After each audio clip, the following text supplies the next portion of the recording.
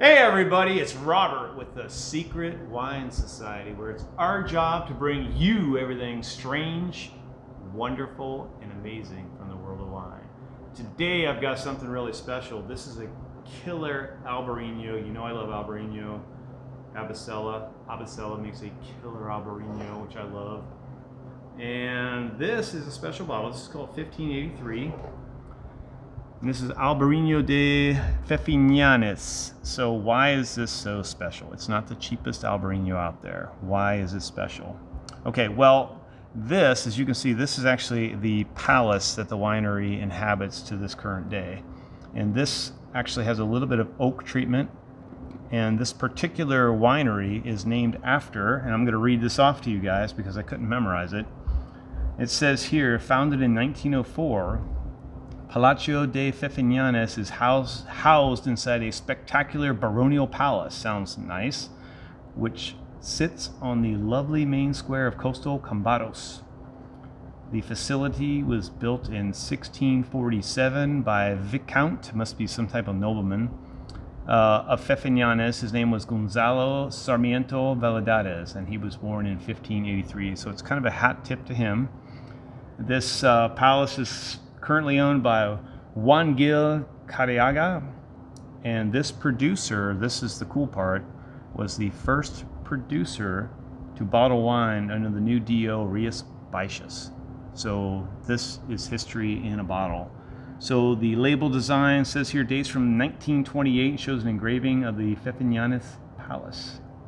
So pretty neat history. The first bottling under the Rias Baixas DO. So this spent 8 months in oak, so they have some American and French oak, and they're probably used because you don't want to use too much. But let's see what this offers. Is it worth ponying up the extra money for the story, the history, and all that? Let's find out.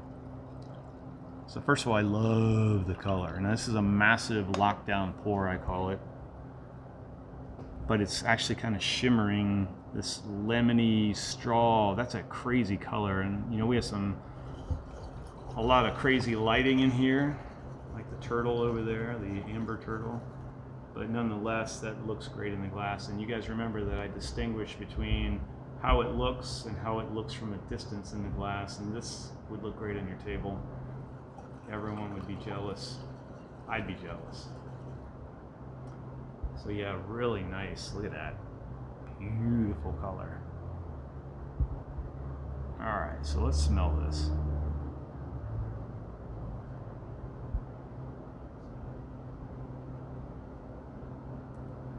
So first of all, it doesn't jump out at you with too much citrus like some of the regular run-of-the-mill Albarinos done in stainless steel. There's definitely, you can tell there's some treatment on the oak. And I don't mean you can tell because it's excessive. You can tell because there's layers of complexity.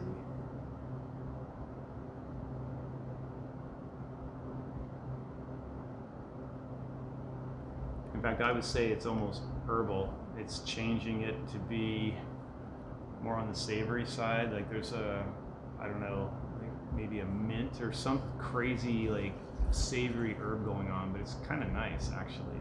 It's definitely not like any other Albarino that I've had.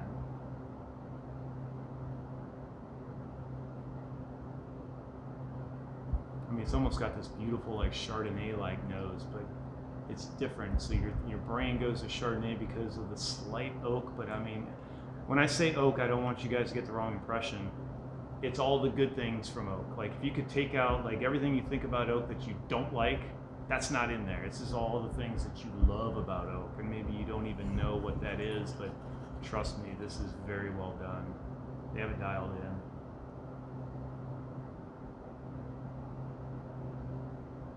Oh, but the herbal tone of this is like slightly smoky even. There's some like mint, bay leaf, just this crazy.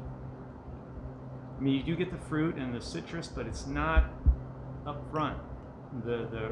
The herbal notes are up front, and the citrus and all that is kind of hiding behind. It's really neat how they pulled that off. All right, let's try it. And actually, this might get better over there, I think. Actually, let's warm this up for a second. I want to make sure we're at the right temperature. We're very close if we're not there.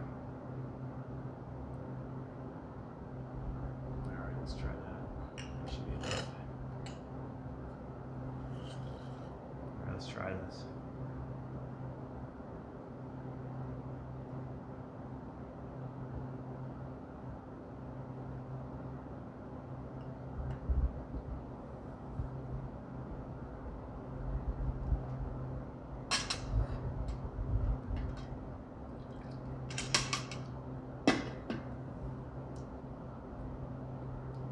Okay, this is like an Albarino that's completely next level. There's a lot going on in there. That's not a simple stainless. I mean, there's a lot going on in there. Wow. I like this. This is actually a very serious wine. I like this a lot.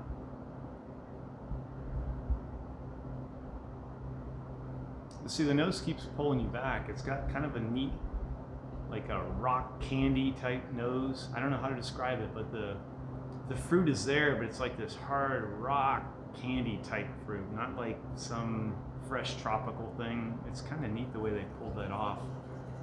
They've like condensed it.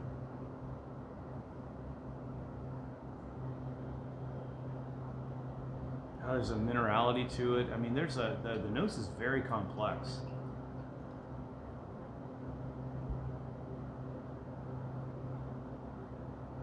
Then you get that herbal note. This is wonderful. This is actually really good.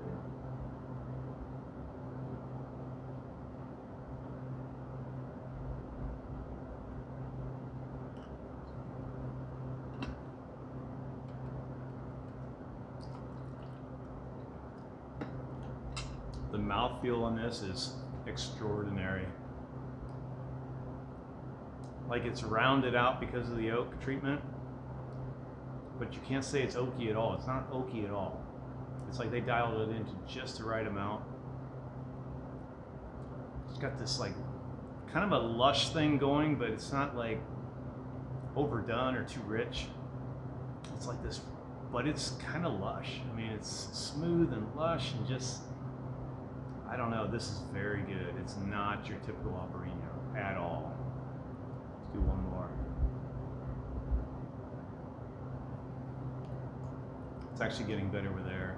Now granted, you have to pony up for this one. It's not, well, it is the most expensive Albarino I've ever had. But in this case, I think it's so well done. It's become a different wine actually, so I think it's totally worth it actually. I would put this in somebody's bag and say, you know, you need to try this. If you're an Albarino fan, this is gonna give you a different idea of what this grape can do, and I think that's kind of important in your wine education. This is definitely one that you need to taste at least. If we have it on glass pour, you don't want the whole bottle, you definitely need to try it just to say that you did and to understand what the oak does when it's done properly to an Albarino.